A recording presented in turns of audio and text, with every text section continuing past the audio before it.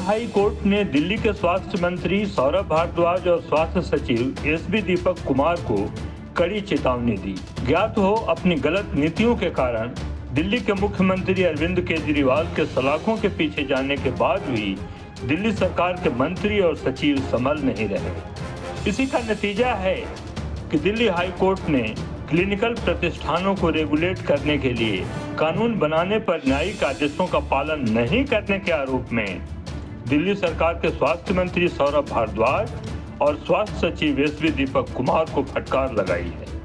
Court ने कहा कि वे सरकार के सेवक हैं और अहंकार नहीं रख सकते। कोर्ट ने कहा कि उन्हें जेल भेजा जा सकता है।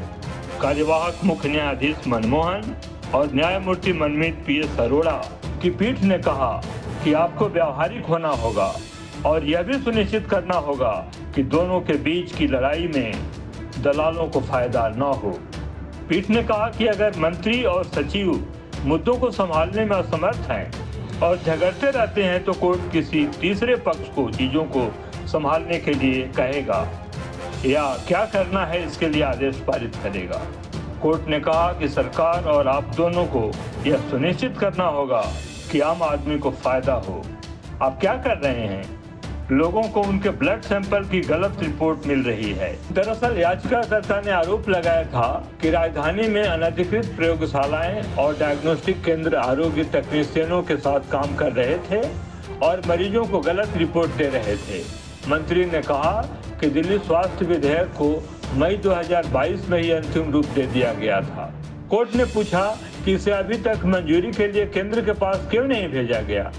कोर्ट ने कहा कि अगर इसमें समय लगेगा तो दिल्ली सरकार को केंद्र सरकार के कानून क्लिनिकल प्रतिष्ठान पंजीकरण और विनियमन अधिनियम 2010 को लागू करने पर विचार करना चाहिए।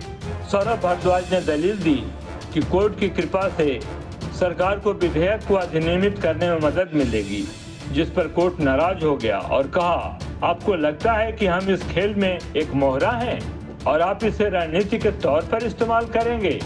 हम किसी के प्यादे नहीं हैं। इस गलतफहमी को दूर करो कि तुम अदालत की प्रक्रिया का उपयोग करोगे।